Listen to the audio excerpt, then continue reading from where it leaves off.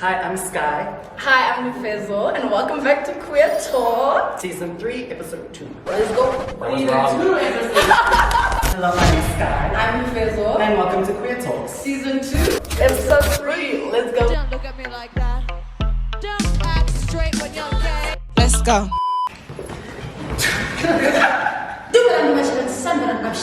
It's your girl, Satsha. You're watching episode 3, season 2 of Queer Talk. Kago. Lovely.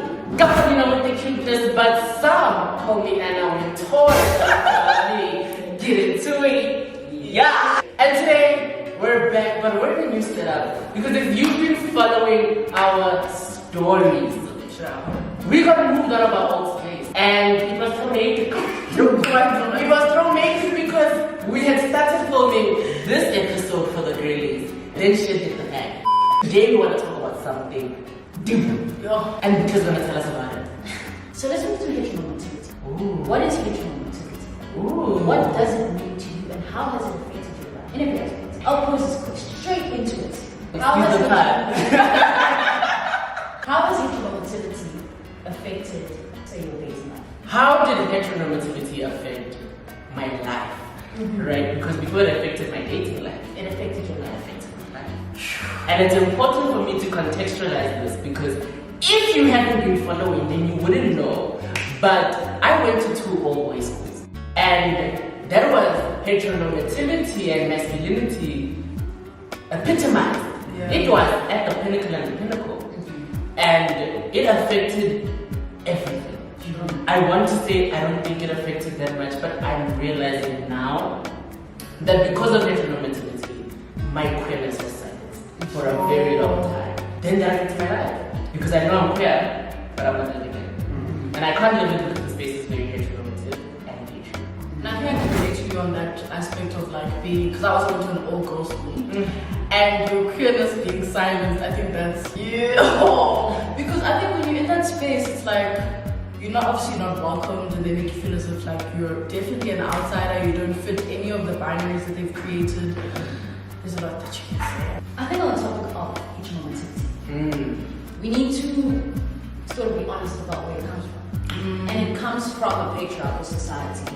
And that would then highlight why my experience would be a bit different. See, in boys' schools, they're teaching you to be what is at the top of the hierarchy in society, masculinity and all the qualities that masculinity presents. In a girls' school, I feel like we're being taught to cater to masculinity. Exactly. So I think it was a bit lighter. Like you're teaching me to cater to something, but it's not that deep because you're not teaching me to be something. Don't get me wrong. Don't get me wrong. There's still a whole lot of silence. Definitely. But I can't. But it's a different time. Exactly. And I can't blame mine in school. I'm thinking from childhood. Heteronormativity affected me in that way because from a young age, it's like, at some point. And yeah, and I think it takes away a lot of your childhood. Because you spend so many years, I think in my case, trying to fit into the bounds that heteronormativity has said, this is what you belong to. So yeah, I have no question to you. How has heteronormativity had an effect on your life and your upbringing? Okay, so with the expectation of being a boy, heteronormativity expects me to one day date a girl. Not happening, not even a boy. Heteronormativity expects you to come out. With coming out as gay originally, I am expected to perform the role of the woman in the relationship. I don't know where the women are in this relationship. I am femme, but heteronormativity expects me to date somebody masculine. So then we start here. When we contextualize heteronormativity to other relations, then it starts there. My first experience of heteronormativity, which is, I would imagine, most people's first experience, is with their parents, right? Because you see this heteronormative relationship, and you're taught that's what you aspire to emulate, right? And in this aspiration to emulate, Kago forgets his point. Building on Kago's point. Then one point. No, Shane, you. I was going to say I think we've been taught in literacy. You spend a lot of time trying to understand why it's not easy for you to do. And apart from it affecting just your childhood, I think it affects how you navigate life even as an adult. Even when you know, but okay, no, this is good, this is me. But at the back of your mind, there's still, okay. On that, Even with dating, to be honest. dating and aspiring to marriage. I don't know a lot of queer people who aspire to marriage. Do you This aspire to marriage? I don't aspire. Hold on. I think I remember my point, and I'm gonna get to you. Okay. My point was, we're speaking heteronormativity. Yeah. And we're speaking how it's the first thing we're introduced to, and so it's the first thing we're taught to emulate. Which then brings us into the conversation of coming out. Before we talk about dating, yes, we talk about the coming out. Unless if we start the conversation with dating having not come out. Oh yeah. Okay, I guess a bit of like backstory or whatever. So obviously, how I came out was the fact that my mom found out that I had a girlfriend, obviously, and it was kind of like shocking to her. And that put me in a position where I had to come out. And for me, coming out was quite traumatic, I'm not even gonna lie. I think no one should ever have to go through that.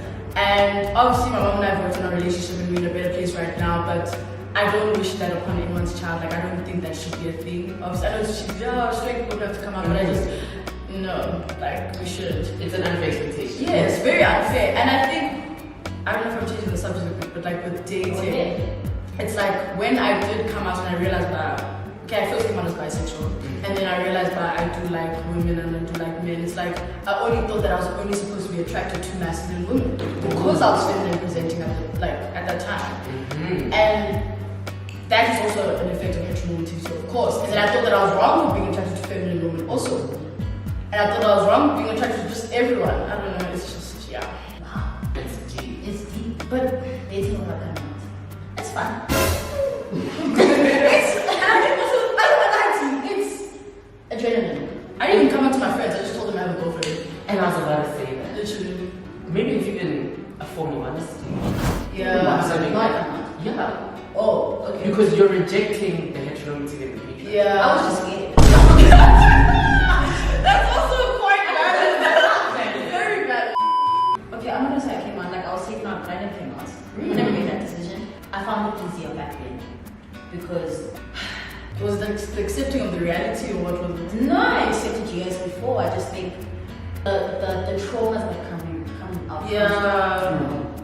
What you lose in life will unfortunately always hang in the balance, you know. And so you'll navigate your relationships, but I'm aware that because I'm in this relationship, there is family that I cannot be. Scary. And I do understand what you're saying. And doesn't that affect your relationship, you think? Because if like you can't be 100%. with the same partner, yeah. I think it did with me, I'm not even gonna lie. We can talk about it. But before we talk about it, I want to say this. We understand that the patriarchy gives us labels. Yes. And labels are a form of patriarchy. The same way coming out is a form of patriarchy. Yeah. And so I found that in me finding labels that I find comfortable in, I have reduced my queerness. And that's how heteronormativity has affected me. Because I consciously and actively tell myself that I'm fighting the heteronormativity. And then I go out and I say I'm gay, doing very well, and my caption is not sweet. Yes. Can I go out on that? You can. Come through and at least keep And I guess the pressure also of trying to box yourself. Definitely. But heteronormativity, Mm. right? It's the reason why we feel the need to identify ourselves in a certain way. Yeah. And that could be dangerous, but I think we also need to be honest about the fact that at some point it gave you comfort. But I think, unfortunately, because it's like a counter movement to heteronormativity, it'll always seem like you're putting yourself in like a fighting position. But have you never found yourself in a position where any of the labels. Yes. Yes. I think that's what I'm currently battling right now. It's really lonely. And I just want to go back quickly. You know, I just feel oftentimes using the diction that we've learned in educating ourselves, we lose something from the balance. I think it's important to say. Because language is exclusionary as well. Yeah. So I just feel like we're talking about basically what life has said or what society has said we should be, you're born and girl. But the bigger picture in this is how every small intricacy that you're taught sort of conditions you to think you're supposed to become a particular person. Yeah. And now I want to move into dating. I think we've touched on it a bit.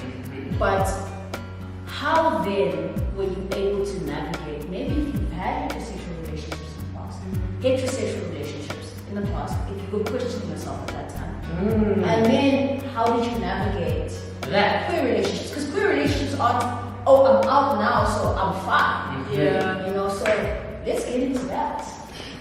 Would you like to take us through? Yo, navigating dating. I think more than anything, okay, I found myself being more attracted to feminine women, like lately, whatever.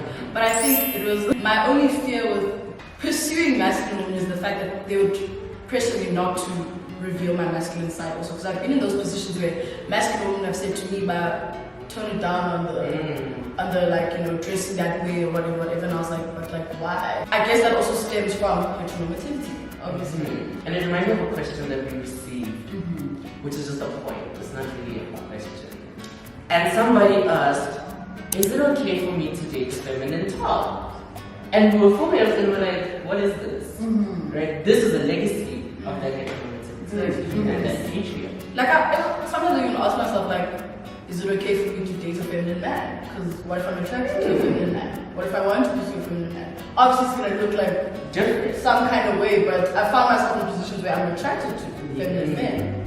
Because heteronormativity is so absolute, or not absolute, but it's so binary, and binaries are absolute. There's a question we received, and I want to post it to the grades.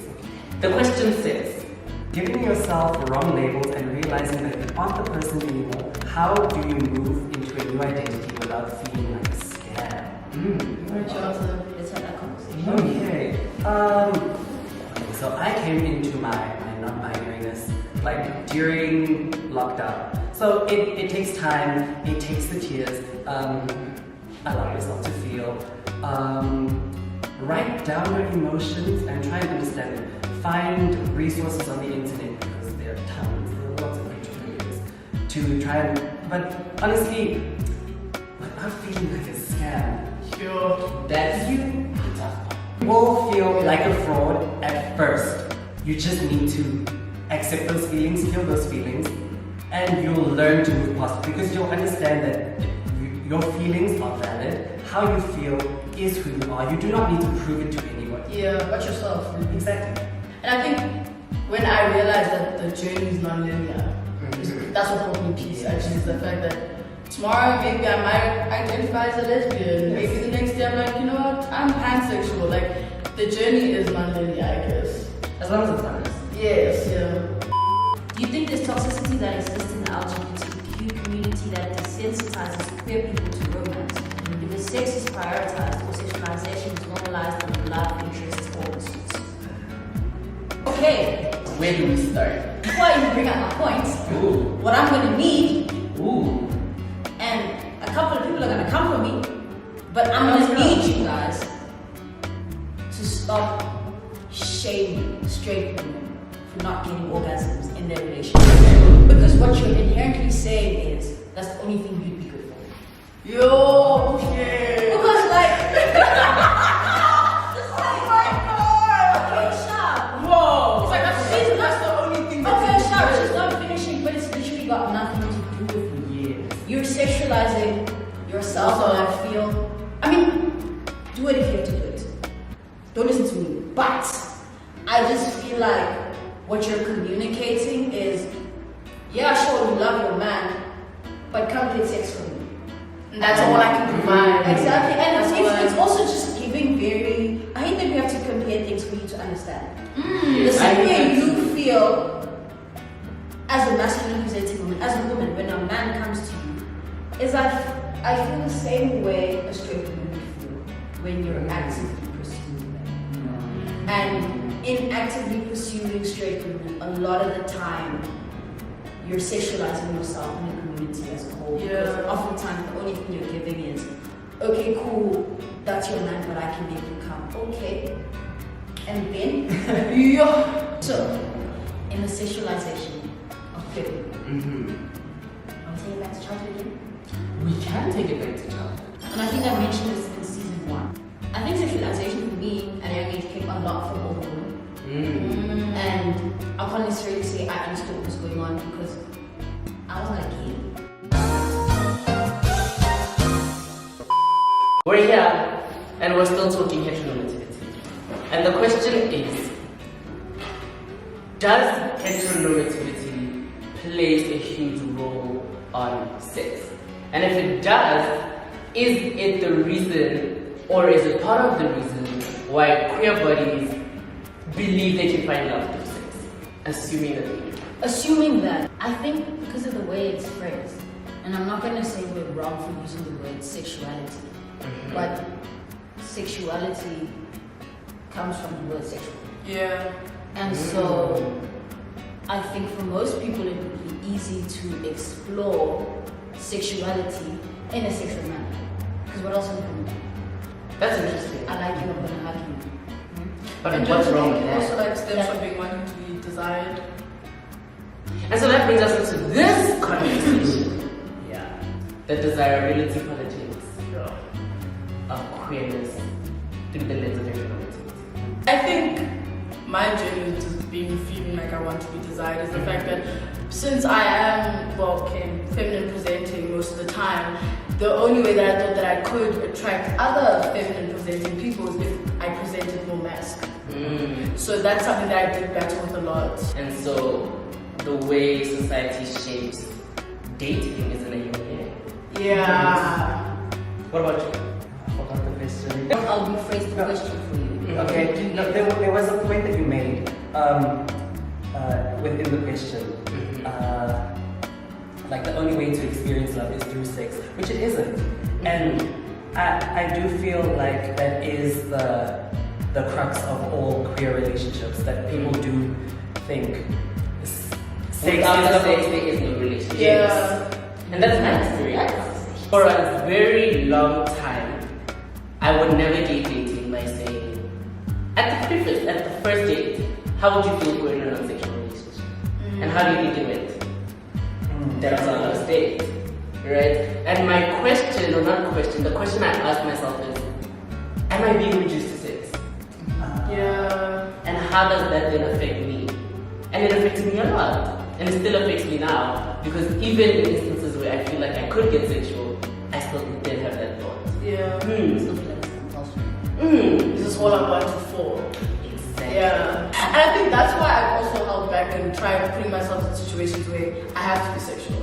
Because like I know that I'm not ready for that at all. But like I've been put in situations that if like you don't provide this side of yourself, what more are you gonna bring to the table? Whereas if like there's so much more that I can bring to the table. I think I might divert. Okay, let me first say my point in relation to what we're saying. In terms of navigating relationships without sex, I've never been able to, but I've always wanted to. Yeah.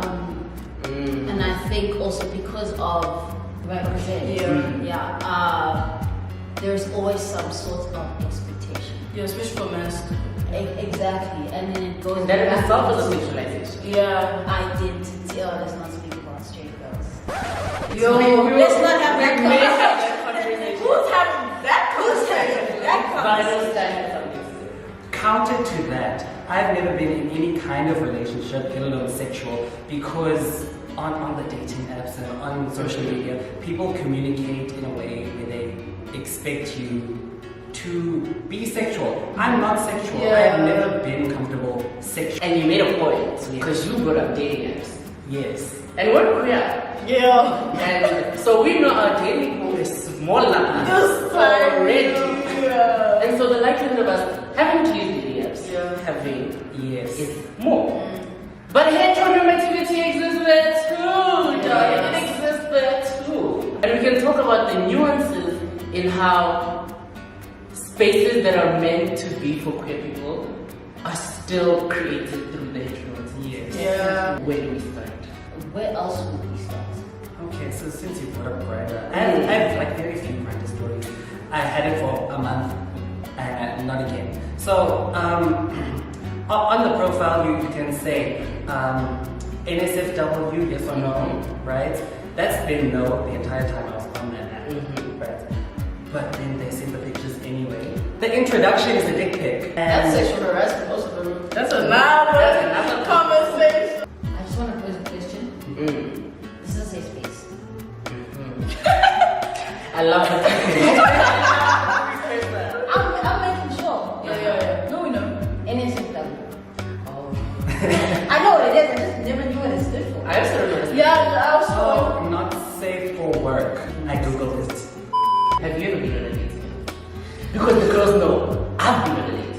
In fact, I made 2 videos talking about my experience. Yeah, I took down on Tinder, but like it was literally only for a week because then I realized I don't think this is for me. Most of the time, people just want sexual things from you, and I'm just like, no, I'm not willing to provide that. And did you also find like struggling to communicate that? Because Yes. people are on this app to find it, you're here not looking Yes, for and then it's like one from the That's a other. quick The spaces have become sexualized. Yes. Let's talk about that. About how heteronormativity sexualizes the spaces that queer people walk into. Definitely. How do we walk into spaces without feeling sexualized? Oh, that's impossible. No, for sure. Because men occupy those spaces. Yes, especially clubs. I have a point that I want you guys to discuss. How do you guys feel about, when they like, heterosexual people refuse to show kids queer people from a young age only because they've seen queerness as this like sexual thing? Yeah. So I want you guys to touch on that. Right, so now the assumption is queer people, queer media is not family friendly. Yeah. Because of how it's been sexualized. And the only form of acceptable queer media is if it is heteronormative, if you have a clear masculine and feminine, you have 2 people who are working towards a family. That's not what all queer people want. Yeah. Modern family, for example. And that really bothers me because then what about those queer kids? They're not getting an education. They do not understand any form of themselves because they're not getting educated on it. They're not exposed to it in any certain way. They must run to the internet. They must run to Grindr and Pornhub and these very incorrect representations. With regards to queerness in the media and not wanting to show children that, I think it also goes back to people not understanding young children who may be gay, maybe this, that. Because I think the first thought is always, you want to have sex with that man at a young age. And as much as it takes away from one's childhood, that you're already sexualized at a young age, it also moves into us being sexualized. How do we move from feeling like, okay, every space sexualizes me, but then not? So my question before you ask your question, and it's probably a question answer to your question, is do you feel like queer people sexualize each other? Yeah. And why? So you're aware that the patriarchy and the masculinity sexualizes you. Why do you then go and sexualize it? Sure. I mean, And so I once made a point that almost got me cancelled on social media. And I will admit that the language I used was probably wrong. Yeah. Right? And the point was, we live in a society that has grown into a hookup society. And maybe it has always been like that, right? But it's less taboo now to do it publicly.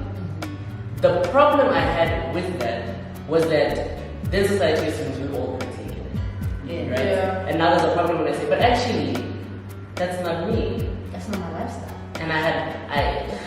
And But there's nothing wrong. there's nothing wrong with what? Like not wanting to participate in hookup culture. But you know that. That experience doesn't the experience punishes me for not wanting to engage with that. And that's what I'm saying. Where do we as queer people then say, actually, maybe it's not trauma, but maybe it is. Because I was sexualized. And because I learned to internalize love with the sexual act, could I be expecting that from anybody? How difficult. Have you ever felt as if you should like come as a diluted version of your queer self in those spaces? Yes and no. Sometimes the way in which you present is not easy to dilute. Yeah. You know, and so you'd rather go all the way to the other side. Although, like myself, I'm not safe with those percentages. I'm not 100% masculine presenting. You know, but to feel safe in spaces that are very heteronormative, I think I would go that direction. Because To be 100%. exactly. Because although there's danger in queerness, there's very much safety in masculinity. Oh. But also, Oh. but also, something as simple as a pride flag.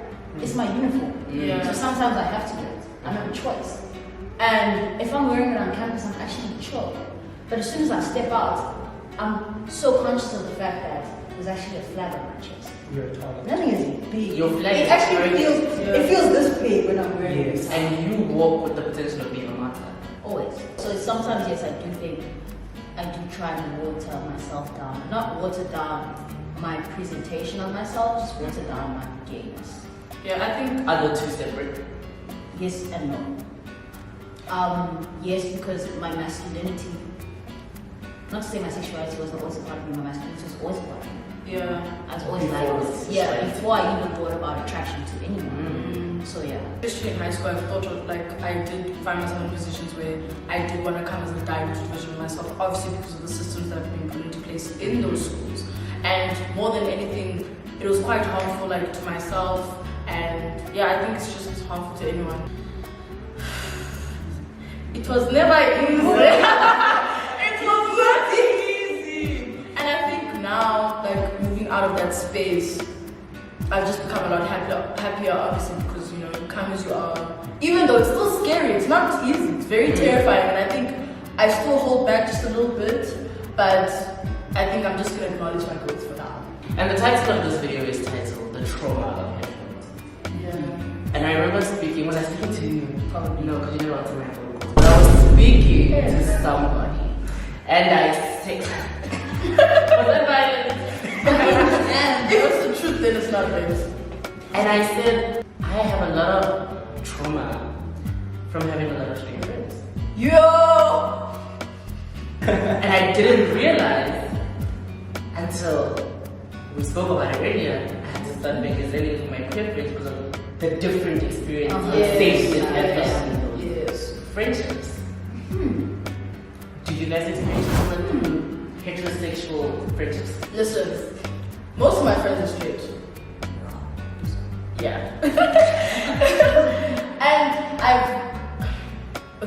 I've battled in this is a deep chat, but anyways, let's get into it.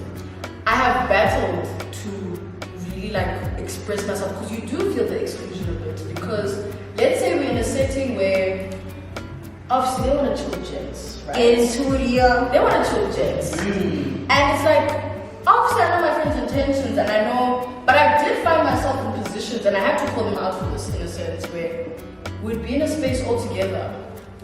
And that one time you say something problematic that is directed, knowing that you're sitting with your queer friend and they say something homophobic and then you keep quiet.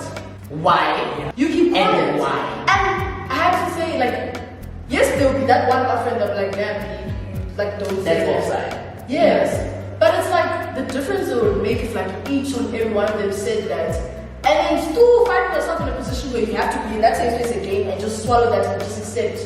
But you know, No. that's something that I've battled with because then it's like I felt as if I might be offside or saying something. Yeah, just part of it. Yes, because like I'm the gay friend. Yes, I'm the gay friend. These gents have made me feel uncomfortable. But everyone I else want is kiki. Yes. No, I get that. I think in heterosexual friendships, I didn't have any in my life. I get that you said you had financial school. What does that have to do with anything? But no, I didn't have many heterosexual friends.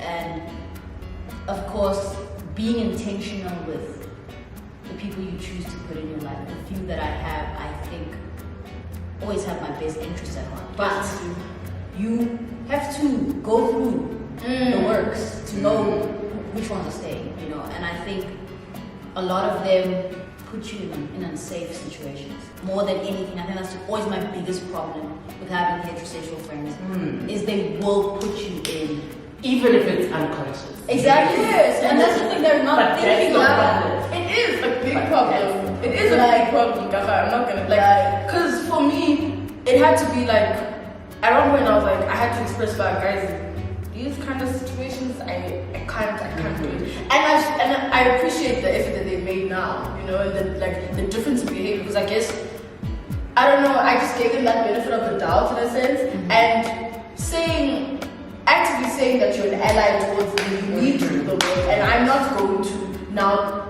Hold your head. yeah, I say, listen, you told me you're supposed, if I'm going to a pride march, you must come to me. No, you must want to stay. Hey, I heard it. 29th of October, you wanna go. And like, I think for me, that's what I read. My friends are very much like that. Like, even yesterday, I said, okay, I'm going to discussion for a quick discussion. Okay, let's all go. We're going to come to you. Want to go listen, want to go listen. Exactly. And I think some straight friends really battle with that. And sometimes it's very performative, you can see. Child, I give you a question about this child. So, okay, so, like, in those compromising situations where somebody makes a comment that makes you extremely uncomfortable, I just shut up. Yeah. I do not feel like I am empowered to address it, No, that's it. counter what anybody says, because usually when those certain topics come up, I'm alone. I'm alone. I have nobody to Sometimes even your straight friends don't see why it's problematic. Yes. You have to be the one to bring it up and say, because of this and that and that. They won't even come to you and be like, you know, I heard what so said, I'm sorry. No. And like trying to explain why are you attracted to this woman? She used to be a man. Why that is transphobic? Why that is not a microaggression? That is transphobic. Yeah. Trying to explain that to people who don't care is That's the First, worst. people traumatic, and it's an uphill battle. And when do we stop saying? Like when? Because we're tired. Tired. So can you imagine how tired we are? Explaining just queer things, it's so exhausting. That's why I've decided I'm not doing it anymore. If you have a question, go to Google. And I think it's like, we're actually having a discussion yesterday about like educating people and like, I was about to go there. Let's go. But you went there. Let's go. And I'm an educator. About educating as queer bodies and how exhausting that can be. And for me, it's a sense like, I want to protect my peace. Yes. I don't want to educate someone that clearly doesn't give. You can say it. Doesn't give a fuck. God, sorry, mom. Who doesn't care? I'm sure she won't mind this, Ray. You literally said I'm gay. And the trauma that comes with that. Because we were talking about how like this one person made a point that we should be educating our elders also. It sounds like who wants to talk about that trauma? Who? I'm not explaining to my parents that I'm a Chile. Previously, I would make the effort to correct people. But you can hear when the what would seem offensive is coming from a gender. Yes. And you can hear when it's just Homophobia, transphobia, yeah. hatred. Also, heteronormativity leaves out an entire spectrum of people. In sexuality, in gender. Get into that. So I am non-binary, genderqueer. I go by they, she. Nobody uses those pronouns when referring to me. Not at home, not at school. I do not have the strength to fight it. At school. That's cool. You whom I can see When at I'm school. the only person who's not a woman. Oh, Then right, just put us. I can't believe people in 2021 still not respecting people's pronouns. But have you noticed that for people like you and I, who use she, them pronouns, People use she, or they choose one to use. they choose the one that they most And they don't alternate because now I go back to them. When have I got They don't alternate for their comfortability. When have I Because got the heteronormativity you can't be both and. Yes. You're one. But I think Stop. I feel like people use what's most comfortable for them. And it's not about comfortability, it's about what they see you as. Yes. So It's like, even, let's say you're a non-binary presenting person, but you don't give androgyny or anything. It's like, then you're using those they, them pronouns like, why?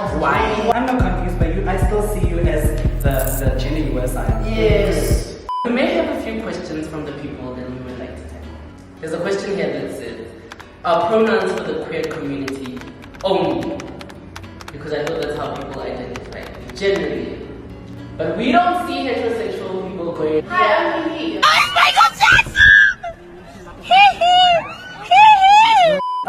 Okay, that question makes no sense.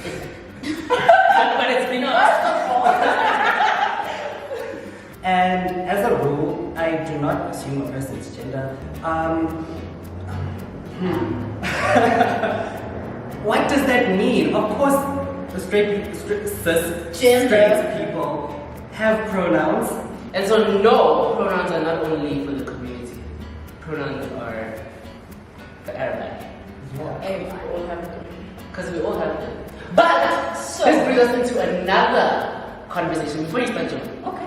I want to say this. There was a time where people, heterosexual people, out of probably respect would ask me, hey, what are your pronouns? And I didn't know. How do we begin to have that conversation? Does the heteronormativity force us into identifying before even having the language? Or does it force us into identifying into a language we don't identify with? Yes. Can I say something? Totally going away from your point, but still sticking with your point. In January. No, but hear me. You can use it. How about that? We do a lot of thinking as queer people. We do a lot of it. We will find ourselves and find ourselves. What if all of this, inclusive of heteronormativity, is just made up? Well, it has to It be. just exists in our life. It has to be. Because I think we do a lot of mental labor. But not all of us do it. Why is that labor?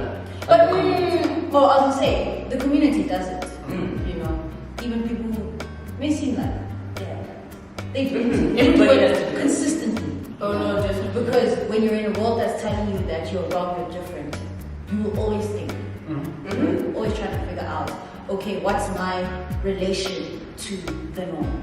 And in a world that expects you to just know everything off the bat, it's a lot. You could just say, I don't know.